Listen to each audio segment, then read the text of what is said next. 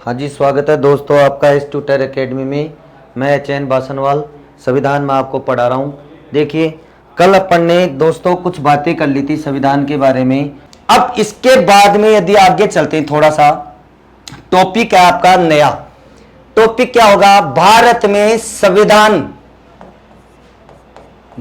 संवैधानिक विकास की प्रक्रिया। मतलब क्या होता है? कहने का मतलब भारत में जो संविधान की बनावा या संविधान बना, वो संविधान की प्रक्रिया कब से, यानी संविधान बनने में कैसे क्या हुआ, वो चीज अपन देखते हैं। देखिए, सबसे पहले अपन बात करते हैं संविधान की। तो देखो, सबसे पहले हम संविधान की जरूरत में, जैसे जब राजतंत्र थे तो राजा महाराजाओं को कोई जरूरत नहीं थी कि हमारे लिए वो कोई नियम कायदे कानून बनाए। क्यों? क्योंकि अगर नियम कायदे कानून वो बनाएंगे तो दिक्कत उन्हीं को होगी, क्योंकि समान नियम वो बना नहीं सकते। अगर समान नियम बना देंगे तो लागू सबके ऊपर होंगे, और सबके लिए लागू होंगे तो सब अपने अधिकारों के प्रति जागरूक होंगे। इसलिए अब धीरे धीरे हमारे देश में संविधान का विकास होता है, धीरे धीरे संवैधानिक घटनाएं घटती है। देखिए, सबसे पहले अपन बात करते हैं तो 1600 में, कब? 1600 में एक चार्टर एक्ट के अंतर्गत, किसके अंतर्गत? 1600 के चार्टर एक्ट के अंतर्गत। वैसे पूछते नहीं है, ध्यान रखना, थोड़ा सा कभी कभार ध्यान रखना। 31 दिसंबर सन 1600 में किसकी स्थापना हुई? British east India company. देखिए, 1600 के चार्टर एक्ट के अंतर्गत 31 दिसंबर 1600 में ब्रिटिश ईस्ट इंडिया कंपनी की क्या हुई दोस्तों? स्थापना हुई। इस ईस्ट इंडिया कंपनी से ही हमारे देश में शुरू होती है। भारत में अंग्रेज आए, ब्रिटिशर यहां आए, और ब्रिटिशर यहां जब व्यापार करने के लिए आए तो उनको एक कंपनी के रूप में भारत में आए। किसके रूप में आए दोस्तों? कंपनी के रूप में भारत आए। ठीक है, जब 1600 में एक कंपनी बनी तो इस कंपनी में 24 सदस्य दिए गए। कितने सदस्य?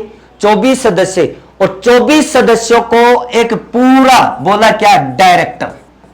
इन 24 सदस्यों को ही कहा गया निदेशक, या इन्हीं को कहा गया संचालक मंडल। क्या कहा गया दोस्तों? संचालक मंडल, या इन्हें कहा गया बोर्ड ऑफ डायरेक्टर्स। क्या कहा गया दोस्तों? Board of directors. यानी जो कंपनी के एक्ट के अंतर्गत जो इस ब्रिटिश ईस्ट इंडिया कंपनी का जो डायरेक्टर बनाया गया, निदेशक बनाया गया, वो कितने सदस्यों को बनाया गया? 24 सदस्यों को, जिन्हें कहा जाता है संचालक मंडल या बोर्ड ऑफ डायरेक्टर्स। ध्यान रखिए, इन 24 सदस्यों की कंपनी जो थी ब्रिटिश ईस्ट इंडिया कंपनी, इस ब्रिटिश ईस्ट इंडिया कंपनी को महारानी एलिजाबेथ, कौन थी? ब्रिटेन की महारानी थी एलिजाबेथ। इस एलिजाबेथ ने पूर्वी देशों में, कौन से देशों में? पूर्वी देशों में 15 वर्ष तक, कितने वर्ष तक दोस्तों? 15 वर्ष तक व्यापार करने का लाइसेंस दे दिया, यानी व्यापार करने की अनुमति प्रदान की। कितने वर्षों तक? 15 वर्षों तक। किसने? एलिजाबेथ ने। कहा? पूर्वी देशों में। पूर्वी देशों की यदि बात करें तो जैसे मान लो ये हमारा वर्ल्ड का नक्शा है, इस साइड में आपके पड़ते हैं कौन से? पश्चिमी, यानी यूरोप और अमेरिका। इस साइड में पड़ते हैं अपने एशिया की कंट्रीज। तो पूर्व में आ गए हम, तो यानी जैसे भारत, पाकिस्तान, भारत से पाकिस्तान अपने में ही है, अफगानिस्तान हो गया, चीन हो गया, ये अपने इंडो चाइना वाले लाओस, वियतनाम, कंबोडिया, ये काफी ऐसे देश है, वहां व्यापार करने की छूट दी गई।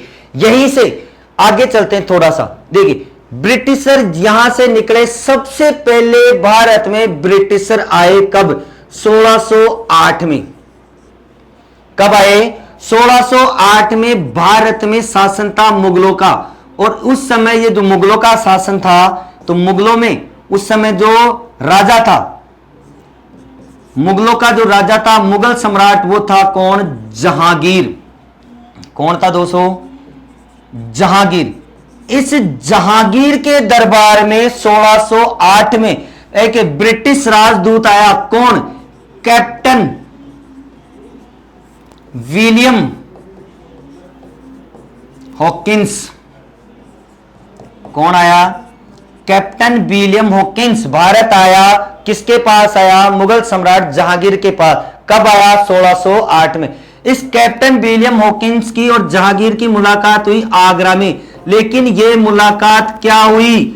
असफल हुई, यानी जहांगीर ने इन्हें व्यापार करने की परमिशन नहीं दी। नेक्स्ट, यदि पर बात करते, धीरे धीरे कंपनी का काम शुरू हो गया था, लेकिन और के ऑथेंटिक रूप से इन्होंने पूरी तरह से काम नहीं किया था। फिर इसके बाद में 1613 में, कब? 1613 में इन्होंने सूरत में सबसे पहले इन्होंने प्रथम, यानी ब्रिटिश ईस्ट इंडिया कंपनी ने 1613 में सूरत में प्रथम अपना व्यापारिक केंद्र स्थापित किया। यानी सर्वप्रथम व्यापारिक जो केंद्र शुरुआत की किन्होंने? ब्रिटिशरों ने। वो कहां से की? सूरत से। तो ध्यान रखना, प्रश्न पूछ ले कि ब्रिटिश ईस्ट इंडिया कंपनी ने सबसे पहला व्यापारिक केंद्र कहां स्थापित किया? तो वो किया कहां पर? आपके सूरत में किया। ठीक है, इसके बाद में देखते हैं दोस्तों, इसके बाद में 1616 में, कब? 1616 में। देखो, पहले 1615 में आपके ब्रिटेन का जो राजा था वो था जेम्स प्रथम। उसके समय एक राजदूत भारत में आया, सर टॉमस रो। कौन आया? Sir Thomas Roe. Sir Thomas Roe कब आया? आपके 1616 में, जनवरी 1616 में सर टॉमस रो भारत आया। और भारत इसकी मुलाकात हुई किससे? वही मुगल बादशाह, कौन? जहांगीर। और मुगल बादशाह जहांगीर से इन्होंने मुलाकात की। वो मुलाकात की आपके राजस्थान में, और राजस्थान में किस जगह दोस्तों? अजमेर में। कहां पर की? अजमेर में। तो इस प्रकार सन 1600 में सर टॉमस रो जहांगीर से मुलाकात करते हैं अजमेर में, जहां पर इनकी जो मीटिंग थी, इनकी जो वार्तालाप थी, वो यहां पर क्या हुई? वो सफल हो गई। और जहांगीर ने कहने का मतलब यहां पर अंग्रेजों को व्यापार करने की परमिशन दे दी। ठीक है, और इसी के साथ, इसी के बाद में सन 1617 में, कब? 1617 में आपके दक्षिण भारत में है मद्रास, जिसे आजकल बोलते हैं अपन क्या? तमिलनाडु। क्या बोलते हैं दोस्तों? तमिलनाडु बोलते हैं। इस मद्रास में जगह मूसलीपट्टनम। कौन सी जगह? मूसलीपट्टनम। इस मूसलीपट्टनम में इन्होंने अपना क्या डाला? एक व्यापारिक केंद्र खोला, यानी अपना यहां पर एक इंडस्ट्रीज स्थापित की। तो इन्होंने व्यापारिक केंद्र खोला। ध्यान रखिएगा, 1617 में जो व्यापारिक केंद्र मूसलीपट्टनम मद्रास में खोला, यह दक्षिण भारत का, कौन से भारत का? दक्षिणी भारत का प्रथम व्यापारिक केंद्र माना जाता है। तो ये कुछ बातें दोस्तों जो British east India company Bharat में आई, उसकी स्थापना हुई, इनके बारे में हमें थोड़ा सा पता होना चाहिए। बहुत बार हमारे उसके बारे में क्वेश्चन पूछे जाते हैं। देखिए, दोबारा समझते हैं, किस एक्ट के अंतर्गत ब्रिटिश ईस्ट इंडिया कंपनी की स्थापना हुई? किसके? 1600 के चार्टर एक्ट के अंतर्गत। कब हुई? 31 दिसंबर 1600 में। इसमें कितने सदस्यों का मंडल बनाया गया? 24 सदस्यों का, जिससे क्या कहते हैं? डायरेक्टर बोलते हैं, यानी निदेशक मंडल कह सकते हैं, या संचालक मंडल, या बोर्ड ऑफ डायरेक्टर्स कहते हैं, जिनको, यानी इस ब्रिटिश ईस्ट इंडिया कंपनी को व्यापार करने की परमिशन दी किसने? ब्रिटेन की महारानी। पूर्वी देशों में कितने वर्ष के लिए? 15 वर्ष के लिए व्यापार करने की छूट दी। ठीक है दोस्तों, यहां 1608 में ब्रिटिश जो आपका राजदूत आता है, वो आता है कौन? Captain William Hawkins. और कहां आता है? आगरा में आता है। किससे मिलता है? मुगल सम्राट जहांगीर से। जब और इनकी जो मुलाकात होती है वो क्या होती है? असफल होती है। अर्थात यहां पर व्यापार करने की परमिशन जहांगीर इनको नहीं देता है। नेक्स्ट देखिए, इसके बाद में थोड़ा बहुत उनका काम शुरू हो जाता है। तो सबसे पहले उन्होंने जो व्यापारिक केंद्र खोला वो कौन सा खोला? सूरत में।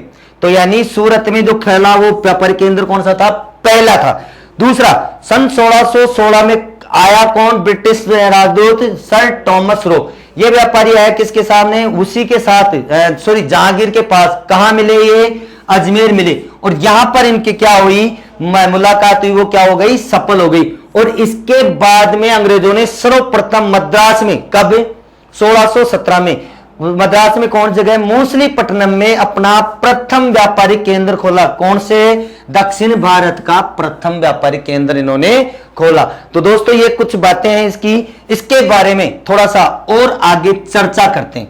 देखिए आगे देखते हैं हम, एक एक्ट और पास होता आपका 1726 का चार्टर एक्ट।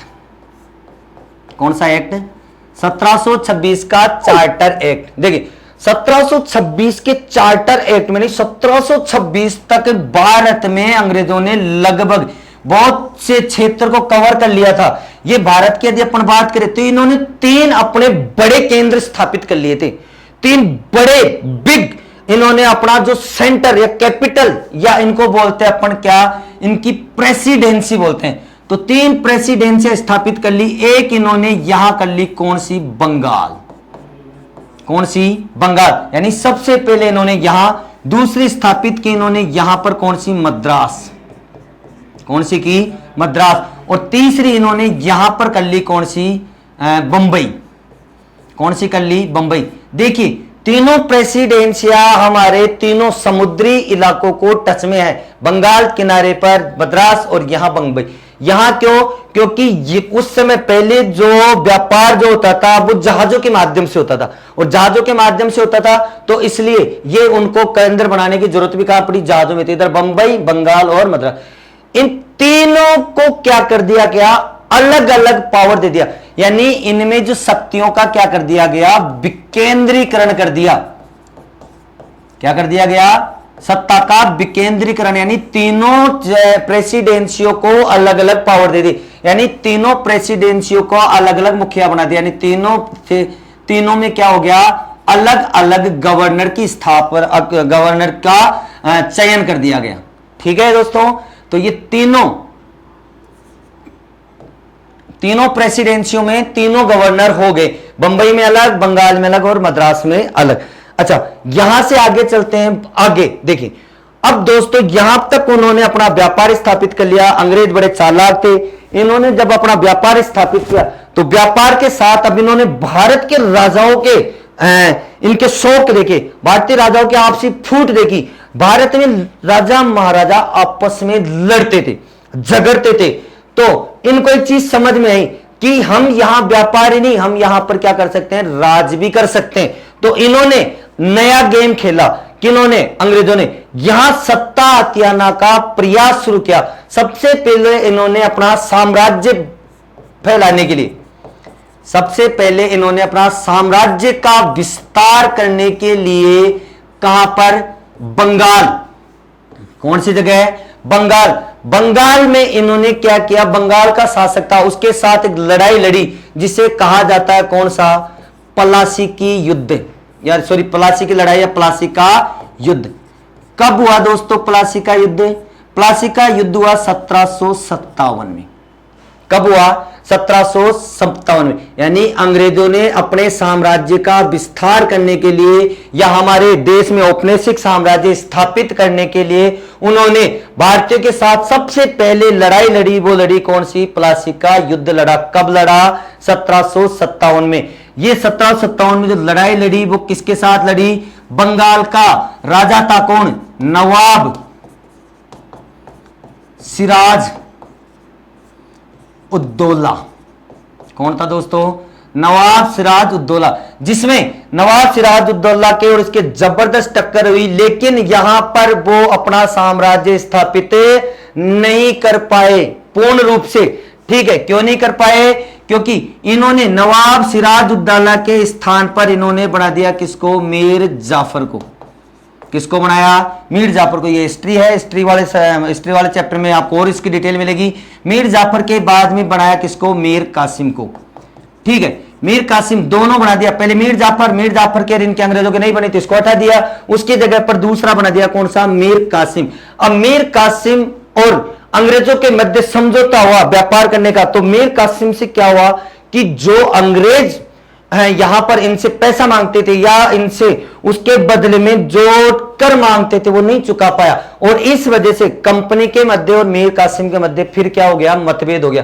जब मतभेद हो गया तो फिर अंग्रेजों ने नेक्स्ट लड़ाई फिर लड़ी, और दूसरा जो युद्ध हुआ वो युद्ध हुआ दूसरा कौन सा दोस्तों, बक्सर का युद्ध। कौन सा युद्ध हुआ, बक्सर का युद्ध। इस बक्सर का युद्ध जो होता है ये होता है आपका 1764 में। कब होता है दोस्तों, 1764 में। 1764 में बंगाल, और ये बंगाल का जो आपका नवाब था कौन, मीर कासिम था। एक अवध के थे कौन, आपके शुजा-उद-दौला, और मुगल बादशाह थे फर्रुखसियर, ठीक, सॉरी शाह आलम द्वितीय, ठीक है। इनके साथ लड़ाई हुई कौन सी, बक्सर की। इस बक्सर के युद्ध में अंग्रेजों ने अपनी फतह हासिल कर ली, और बक्सर के युद्ध के बाद, कौन से युद्ध के बाद, बक्सर के युद्ध के बाद 1764 में बक्सर के युद्ध के बाद में भारत में स्थापित हो गया क्या, औपनिवेशिक, क्या हो गया दोस्तों, औपनिवेशिक साम्राज्य की स्थापना हो गई। यानी अब भारत में यहां पर हो गया क्या, अंग्रेजों का शासन कंप्लीट हो गया, यानी अंग्रेजों का शासन हो गया। तो ये चीजें हमें आगे संविधान का विकास समझने के लिए बहुत जरूरी है। तो यहां तक आपके मुझे लगता है समझ में आ गई होगी, कोई समस्या नहीं होनी चाहिए। फिर भी कोई समस्या हो तो कमेंट्स बॉक्स में जरूर डाल दीजिएगा। देखिए दोबारा समझ लेते हैं। 1726 के चार्टर एक्ट के अंतर्गत तीनों प्रेसिडेंसियों में क्या कर दिया, सत्ता का विकेंद्रीकरण। 3 प्रेसिडेंसियां कौन सी, बंबई, बंगाल और मद्रास, और यहां पर अलग अलग अधिकारी बना दिया जिसे क्या कहा गया, गवर्नर का पद दे दिया गया, ठीक है। इसके बाद में अंग्रेजों ने यहां पर भारत में साम्राज्य स्थापित करने का प्रयास किया। तो सबसे पहले उन्होंने कहां किया, वो किया प्लासी के युद्ध से। कब, 1757 में, जिसमें वो असफल हुए, ठीक है, पूर्ण रूप से सफल नहीं हो पाए। फिर दूसरी लड़ाई हुई कौन सी, बक्सर का। कब, 1764 में। 1764 में जो बक्सर की लड़ाई हुई उस समय भारत में औपनिवेशिक साम्राज्य की स्थापना हो गई। अब यह बात धीरे धीरे आगे पहुंचती है कहां, ब्रिटेन। कहां पहुंचती है दोस्तों, ब्रिटेन पहुंचती है। आगे देखिए, जब यह बात ब्रिटेन पहुंचती है तो ब्रिटेन वहां पर क्या करता है, ब्रिटिश वाले अपने यहां पर एक क्या बनाते हैं, कानून बनाते हैं, यानी जो बहुत इंपॉर्टेंट है। इससे यहां से शुरू होता है आपका, देखिए यहीं से हमारा संविधान का विकास प्रारंभ होता है। अब से पहले आप चाहो तो उनको थोड़ा सा ध्यान में रखना, लेकिन जो मेन संविधान का विकास है वो यहां से शुरू होता है। देखिए आता है अपने 1773 का रेगुलेटिंग एक्ट। बहुत इंपॉर्टेंट है मित्रों, बहुत इंपॉर्टेंट है ये एक्ट। इसी एक्ट से आपको काफी चीजें सीखने को पता चलेगी, बहुत सारी की जानकारी मिलेगी। देखिए 1773 का जो रेगुलेटिंग एक्ट है इसके बारे में जानिए। सबसे पहले इस एक्ट के अंतर्गत क्या क्या बात होती है, देखिए इस एक्ट के अंतर्गत सर्वप्रथम क्या होता है कि जो ब्रिटिश ईस्ट इंडिया कंपनी थी, इस ब्रिटिश ईस्ट इंडिया कंपनी पर सीधा नियंत्रण हो गया किसका, ब्रिटिश सरकार का। किसका हो गया, ब्रिटिश सरकार का या ब्रिटिश संसद का डायरेक्ट क्या हो गया, कंट्रोल हो गया। यानी अब जो कंपनी है जो खुद फैसले लेती थी वो फैसले अब खुद ना लेकर के कौन लेती थी, ब्रिटिश सरकार लेती थी। क्यों, क्योंकि 1764 का जो बक्सर का युद्ध हुआ उससे ब्रिटिश सरकार को बड़ा मतलब आघात लगा। उन्होंने कहा कि कंपनी जो व्यापार करने के लिए गई थी वहां पर अपना साम्राज्य स्थापित करी, तो इसलिए उन्होंने क्या किया, इसकी सारी पावर्स अपने सीधा कहां केंद्र कर ली, अपने पास। तो यानी ईस्ट इंडिया कंपनी पर सीधा सीधा नियंत्रण किसका हो गया, ब्रिटिश संसद का या ब्रिटिश सरकार का क्या हो गया, सीधा नियंत्रण हो गया। नेक्स्ट प्रश्न बनता है क्या, प्रश्न पूछते हैं कि भारत में संवैधानिक विकास की प्रक्रिया का प्रारंभ कहां से माना जाता है। तो ध्यान रखना कहां से माना जाता है, इसी 1773 के रेगुलेटिंग एक्ट के माना जाता है। यानी भारत में संवैधानिक विकास का प्रारंभ, संवैधानिक विकास का प्रारंभ कहां से माना जाता है दोस्तों, यहीं से माना जाता है। किससे, 1773 के रेगुलेटिंग एक्ट से। और देखिए 1773 के रेगुलेटिंग एक्ट के साथ एक इंपॉर्टेंट बात जो है वो कौन सी, देखो 1773 के रेगुलेटिंग एक्ट में क्या होता है कि भारत में यहां बंगाल, और बंगाल में कौन सी जगह, कलकत्ता में, कौन सी जगह है, कलकत्ता में। कलकत्ता में क्या किया इन्होंने, कलकत्ता में एक फोर्ट विलियम है, कौन सी जगह है, फोर्ट विलियम। इस फोर्ट विलियम में उन्होंने क्या कर लिया, अपेक्स न्यायालय की स्थापना कर दी कि भारत में कोई अगर गलत हो तो उनकी न्याय के लिए कहां जाए, तो न्याय के लिए बार बार ब्रिटेन आने की बजाय कहां करे, उनके लिए वहीं पर एक न्याय हो जाए। अपेक्स न्यायालय या इस अपेक्स न्यायालय को कहा जाता है क्या, सर्वोच्च न्यायालय। क्या कहा जाता है दोस्तों, सर्वोच्च न्यायालय। यानी कलकत्ता में फोर्ट विलियम में किसकी स्थापना हुई, अपेक्स न्यायालय की। एक चीज ध्यान रखना, बड़ी कंफ्यूज करती है, बहुत बार हमें प्रश्न पूछते, देखो इस कलकत्ता में फोर्ट विलियम में अपेक्स न्यायालय की स्थापना हुई, वो कब हुई, 1774 में हुई दोस्तों। लेकिन एक्ट किसके तहत हुई, 1773 के रेगुलेटिंग एक्ट के अंतर्गत। ठीक है, 1773 के रेगुलेटिंग एक्ट के अंतर्गत इसकी स्थापना हुई, किसकी, सर्वोच्च न्यायालय की। ध्यान रखना, प्रश्न को ढंग से समझना दोस्तों, कहीं गड़बड़ मत कर देना। प्रश्न अगर पूछता है कि भारत में सर्वप्रथम सर्वोच्च न्यायालय की स्थापना किस एक्ट के अंतर्गत हुई, तो बताएंगे आप कौन सा, 1773 का रेगुलेटिंग एक्ट। क्वेश्चन अगर पूछता है कि भारत में सर्वप्रथम सर्वोच्च न्यायालय की स्थापना कब हुई, देन आपको आंसर देना कौन सा, 1774 देना है। ये थोड़ा सा कंफ्यूज है, इस पे आप जरूर ध्यान रखिएगा। ठीक है, अब देखिए बात आती है, क्या यही सबसे सर्वोच्च था, यही सबसे ऊपर था सर्वोच्च न्यायालय, इसके अलावा कुछ नहीं था कि अगर मान लो सर्वोच्च न्यायालय से कोई गड़बड़ हो जाए, सर्वोच्च न्यायालय कोई ऐसा निर्णय दे दे जिससे हम संतुष्ट ना हो पाए, देन क्या किया जाए, कैसे यही सर्वोच्च है कि यहीं पर सब कुछ हो जाएगा। तो इसके लिए भी एक प्रावधान किया गया दोस्तों, और इसके लिए प्रावधान किया गया क्या, कि यदि इसके खिलाफ यानी इसके निर्णय के विरुद्ध, इसके निर्णय के विरुद्ध यदि अपील की जाए तो वो कहां की जाएगी दोस्तों, इसके निर्णय के विरुद्ध अपील की जाएगी, कहां, लंदन में। कहां जाएंगे, लंदन में जाना पड़ेगा। यदि आपके साथ अन्याय हुआ, यदि आपके साथ निर्णय नहीं हुआ आपका, देन आपको उसका निर्णय करवाने के लिए कहां जाना पड़ेगा, लंदन में। और लंदन में जो संस्था थी, उस संस्था का नाम है दोस्तों प्रिवी काउंसिल। किस नाम से जानी जाती है मित्रों, प्रिवी काउंसिल संस्था है, जहां पर सर्वोच्च न्यायालय के निर्णय के विरुद्ध अपील की जा सकती थी। अच्छा, एक चीज और ध्यान रखना कि ये जो सर्वोच्च न्यायालय की स्थापना हुई, इस सर्वोच्च न्यायालय का मुख्य न्यायाधीश किसे बनाया गया, ये क्वेश्चन आता है। देखिए, तो इसका प्रश्न जो इसका आंसर है, यानी सर्वोच्च न्यायालय का प्रथम कौन, चीफ जस्टिस यानी मुख्य न्यायाधीश। तो मुख्य न्यायाधीश किसे बनाया दोस्तों, मुख्य न्यायाधीश बनाया किसने, आपका एलिजा इम्प्रे। किसको बनाया दोस्तों, एलिजा इम्प्रे। तो ये प्रथम मुख्य न्यायाधीश बनाए गए किसके, आपके अपेक्ष न्यायालय या सर्वोच्च न्यायालय के। ये बात हो गई 1773 की। एक चीज और ध्यान रखिए, 1773 की 2-3 बातें हैं, बहुत इंपॉर्टेंट है, वो भी देखिए। इस एक्ट के अंतर्गत आप इधर देखिए इसको, यहां पर क्या हुआ कि इस एक्ट के अंतर्गत क्या हुआ कि जो पहले पद हुआ करते थे गवर्नर का, जैसे आपके बंगाल का अलग गवर्नर था, मद्रास का अलग गवर्नर था, बंबई का अलग गवर्नर था। अब क्या हुआ, यहां पर तीनों पर एक ही पद बना दिया गया गवर्नर के स्थान पर। अब यहां पर नया पद आ गया, कौन सा, गवर्नर जनरल। ध्यान रखना दोस्तों, यानी 1773 के एक्ट के अंतर्गत नए पद का सृजन किया गया, कौन सा, गवर्नर जनरल। और इस गवर्नर जनरल जो बनाया गया सबसे पहले, वो बनाया किसे, वॉरेन हेस्टिंग को। किसे बनाया दोस्तों, वॉरेन हेस्टिंग को गवर्नर बनाया गया, सॉरी गवर्नर जनरल बनाया गया।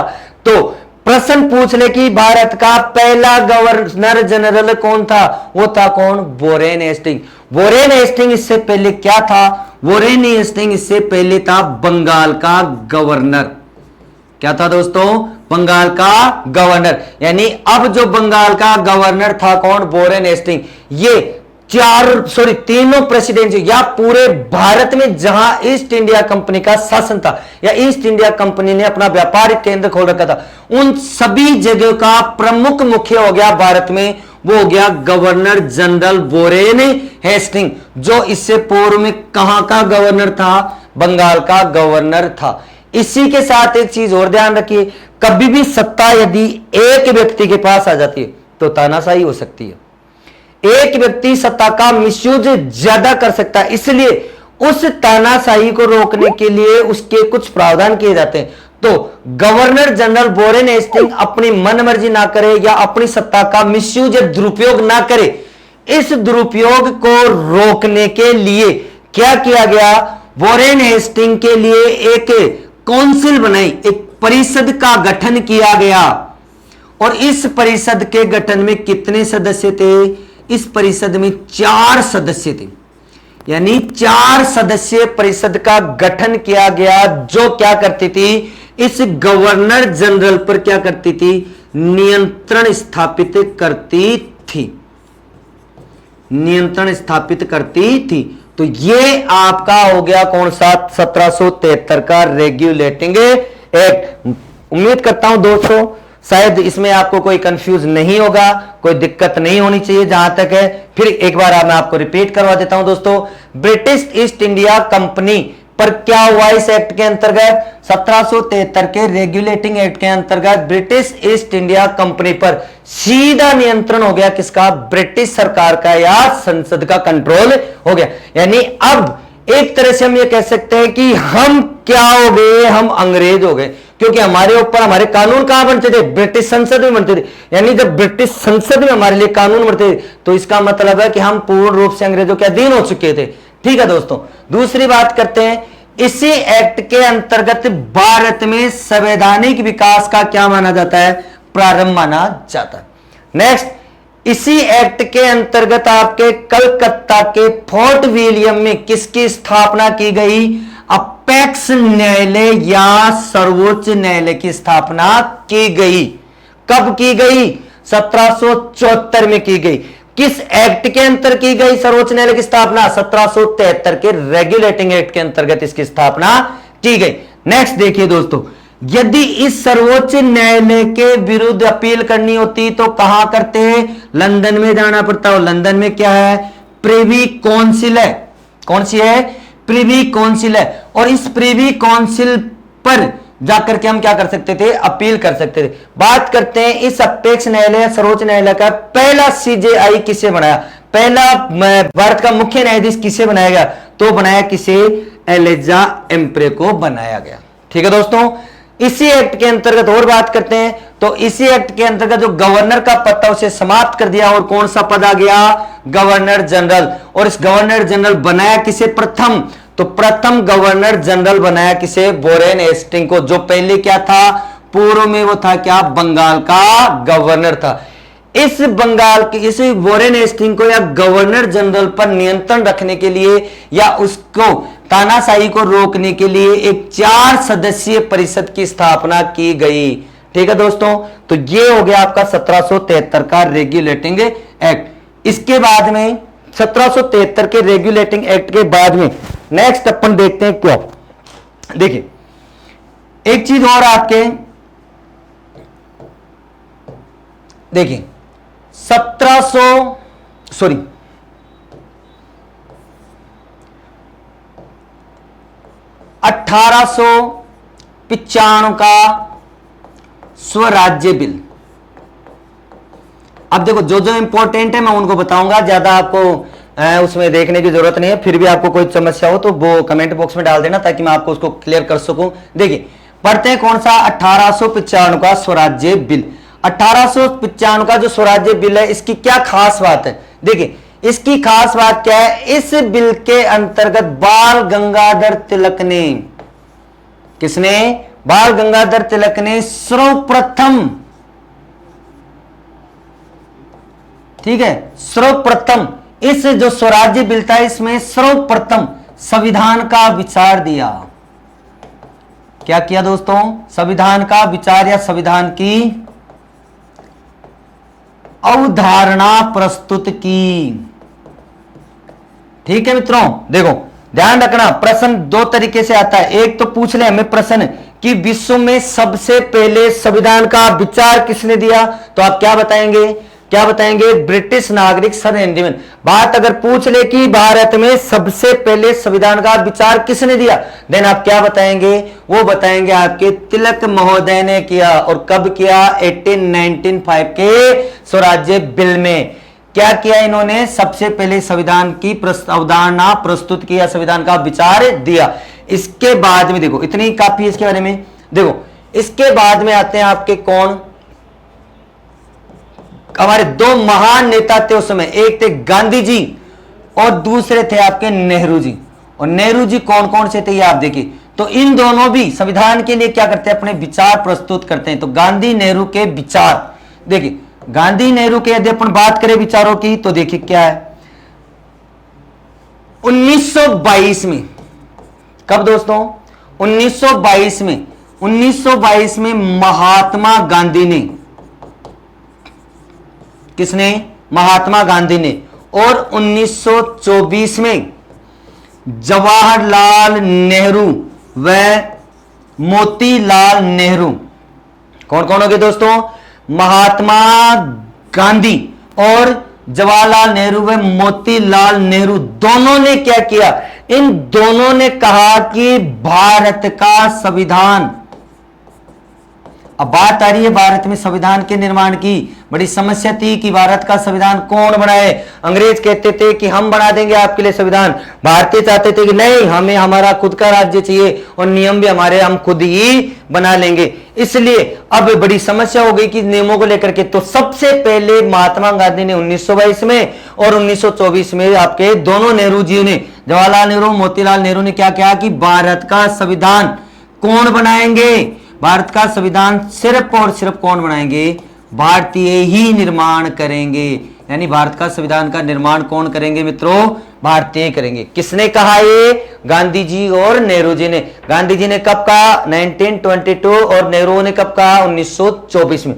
देखिए इसी के बाद आगे बात करते हैं अपन कौन सी, एक और देखिए आप, 1928 में एक रिपोर्ट आती है जिसे कहा जाता है कौन सी, नेहरू रिपोर्ट। यानी भारतीय संविधान को लेकर के मोतीलाल नेहरू जी की अध्यक्षता में कमेटी बनाई थी। उस कमेटी के माध्यम से मोतीलाल नेहरू जी ने क्या किया, अपने संविधान को लेकर के कुछ विचार दिए, और जो विचार दिए उसे कहा जाता है, क्या कहा जाता है उसे कहा जाता है क्या दोस्तों, नेहरू रिपोर्ट। क्या कहा जाता है, क्या कहा जाता है, नेहरू रिपोर्ट। ठीक है, क्या कहा जाता है दोस्तों, यहां लिखते हैं आपके 19 रेवड़ जी आ जाए एक बार, रोको नहीं रोको थोड़ा सा यार, वो गड़बड़ होगी, चलो करो चालू करो। तो दोस्तों देखो 1928 की नेहरू रिपोर्ट, देखिए नेहरू रिपोर्ट क्या है, ये आपके जो आपके मोतीलाल नेहरू जी थी उनके अध्यक्षता में कमेटी बनाई थी। उसमें उन्होंने अपने क्या दिए थे, विचार दिए थे। क्या जो विचार दे इसे कहा जाता है नेहरू रिपोर्ट। इस नेहरू रिपोर्ट को देखो, पहली बात इस नेहरू रिपोर्ट के लिए एक इंपॉर्टेंट क्वेश्चन है, वो ध्यान रखें। इस नेहरू रिपोर्ट को कहा जाता है भारतीय संविधान का, भारतीय संविधान का क्या कहा जाता है, इसे ब्लूप्रिंट कहा जाता है। दोस्तों प्रश्न अगर पूछ लिया जाए भारतीय संविधान का ब्लूप्रिंट किसे कहा जाता है, तो ध्यान रखना आप किसे कहा जाता है, 1928 में मोतीलाल नेहरू द्वारा जो रिपोर्ट प्रस्तुत की गई उस नेहरू रिपोर्ट को। एक चीज देखिए, इस नेहरू रिपोर्ट में एक बात और क्लियर आती है क्या, कि इस नेहरू रिपोर्ट में नेहरू जी ने मांग की अंग्रेजों से, किसकी, औपनिवेशिक साम्राज्य की, किसकी, औपनिवेशिक साम्राज्य की। और दूसरी जो इंपॉर्टेंट बात है वो है कौन सी, उन्होंने इसमें भारत के लिए, भारत के लोगों के लिए मौलिक अधिकारों का उल्लेख किया। क्या किया गया, मौलिक अधिकारों का उल्लेख। यानी मोतीलाल नेहरू जी ने इस नेहरू रिपोर्ट में एक तो औपनिक साम्राज्य की डिमांड रखी, और जो इंपॉर्टेंट है वो क्या है कि सबसे पहले मौलिक अधिकारों की मांग की किसने की, मोतीलाल नेहरू जी ने कहा, आपके इस नेहरू रिपोर्ट में की गई। देखिए तो ये नेहरू रिपोर्ट के बाद में आगे देखिए एक और 1936 में आपके क्या होता है, कांग्रेस का अधिवेशन होता है। देखिए कांग्रेस क्या है, कांग्रेस कोई पार्टी नहीं है, पहले इसे आज के पार्टी के रूप में माना जाता है। कांग्रेस पहले क्या था, एक मंच था जिस पे सारे भारतीय लोग अपनी मांग, अपनी समस्याएं वो हर वर्ष इस मीटिंग में, इस अधिवेशन में रखते थे। तो हर वर्ष ये किसी ना किसी देश के किसी ना किसी शहर में हर वर्ष ये होती थी। तो कांग्रेस में 1936 में जो कांग्रेस का अधिवेशन हुआ वो हुआ कहां, वो हुआ दोस्तों आपके लखनऊ में। कहां हुआ, लखनऊ। देखिए कब हुआ, लखनऊ में 1936 में।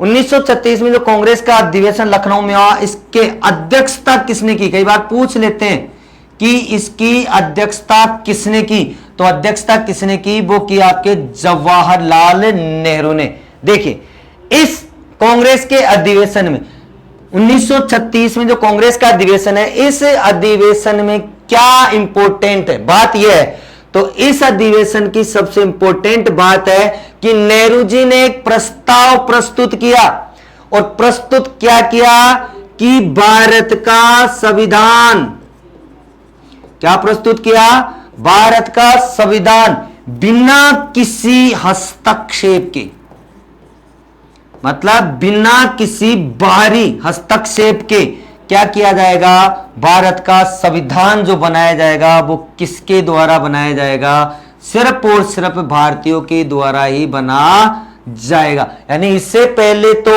भारतीयों में कंफ्यूजन था कि अंग्रेज उसमें हेल्प करेंगे, वो करेंगे, लेकिन नेहरू जी ने यहां पर क्लियर कर दिया कि भारत के लिए यदि संविधान बनाएंगे तो वो कौन बनाएंगे, सिर्फ और सिर्फ कौन बनाएंगे, भारतीय बनाएंगे। और वो भी क्या, विदाउट एनी इंटरफेयर, बिना किसी हस्तक्षेप के संविधान कौन बनाएंगे दोस्तों, सिर्फ और सिर्फ भारतीय ही बनाएंगे। तो ये 1936 के कांग्रेस अधिवेशन में जो लखनऊ में हुआ जवाहरलाल नेहरू की अध्यक्षता में, इसमें उन्होंने बात कही। आगे देखते हैं दोस्तों इसके बाद में। देखिए इसके बाद में अगर अपन बात करते हैं तो देखो अब अंग्रेजों ने मानना शुरू कर दिया, अंग्रेजों का अपना समझ में आ गई बातें भारतीयों की। तो देखो क्या किया उन्होंने, 1940 में अंग्रेजों ने एक प्रस्ताव पास किया। कौन सा, अगस्त प्रस्ताव।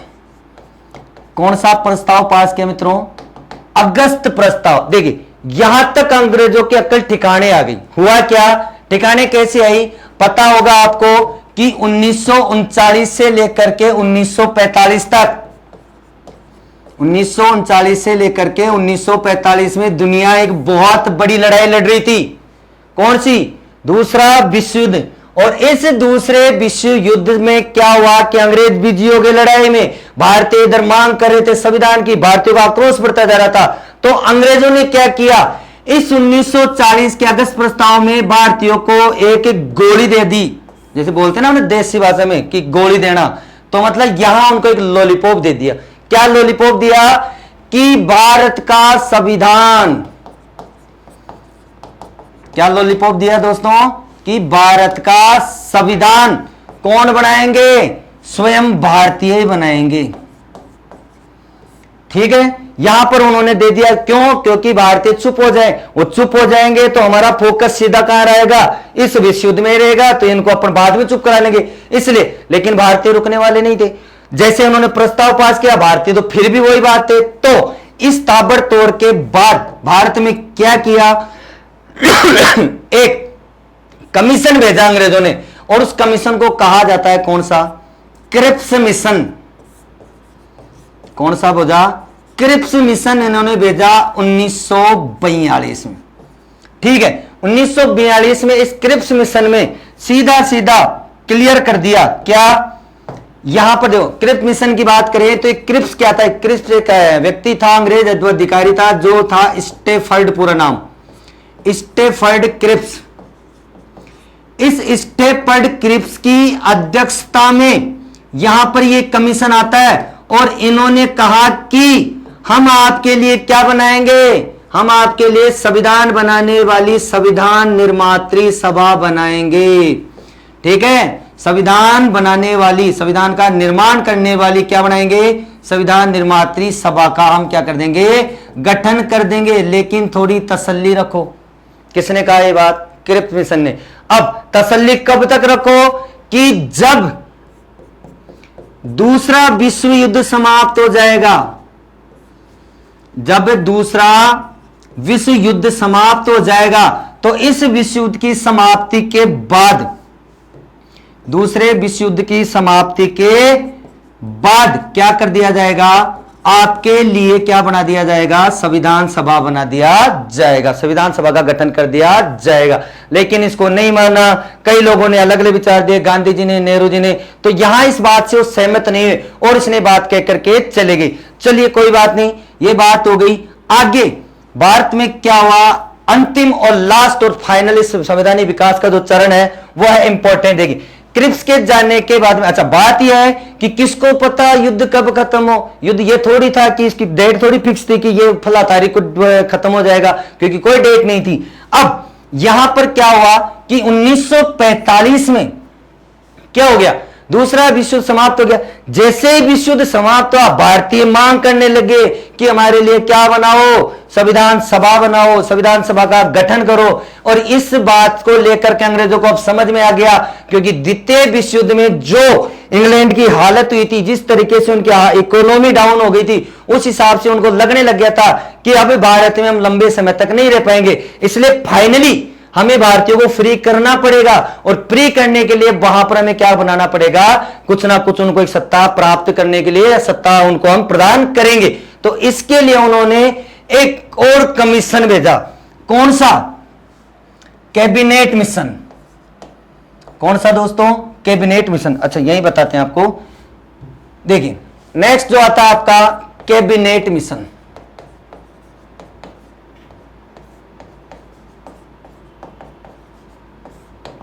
कैबिनेट मिशन की यदि अपन बात करें तो कैबिनेट मिशन जो है वो था आपके, देखो किसकी अध्यक्षता में? आपके एक अंग्रेज अधिकारी थे, सर पेंथिक लॉरेंस। कौन थे? Sir Pethick Lawrence. इस सर पेंथिक लॉरेंस की अध्यक्षता में, जिसके साथ दो और सदस्य थे, एक वही क्रिप्स महोदय, स्टेफर्ड क्रिप्स, 3 सदस्य थे ये किसमें? कैबिनेट मिशन में। एक पेंथिक लॉरेंस जो इसका मेन क्या थे? अध्यक्ष थे।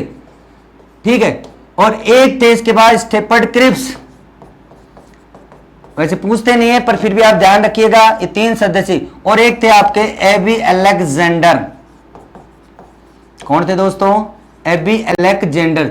ये 3 सदस्य यहां आए और भारत के लिए क्या किया? एक संविधान सभा का गठन। संविधान सभा के गठन का प्रारूप या अवधारणा प्रस्तुति की। और यहां पर उन्होंने बता दिया कि अब भारतीयों आप अपने लिए क्या कर लीजिए? संविधान सभा का गठन कर लीजिए। तो इसी के साथ ये संवैधानिक विकास का जो भी आपकी प्रक्रिया का जो भी था, लगभग जितना आपके क्वेश्चन बनते कंपटीशन में, वो मैंने आपको बताने का पूरा प्रयास किया है। तो दोस्तों फिर भी कोई समस्या हो, फिर भी यदि आपको लगता है, वीडियो को ढंग से शांत दिमाग से देखिएगा और अच्छे से समझिएगा। फिर भी यदि आपको कोई समस्या बचती है दोस्तों, तो आप कमेंट बॉक्स में डालिएगा। यकीन मानिए संविधान में आप 100 ऑफ 100, मैं यकीन दिलाता हूं आपको कि ज्यादा तो नहीं, पर ये मान के चलिए किसी भी एग्जाम में 90% आप कवर कर लेंगे इस वीडियो से। ठीक है दोस्तों, तो मैं अब यही कहता हूं, कोई दिक्कत हो तो आप अपना कमेंट्स बॉक्स में डालिए। धन्यवाद दोस्तों, थैंक यू।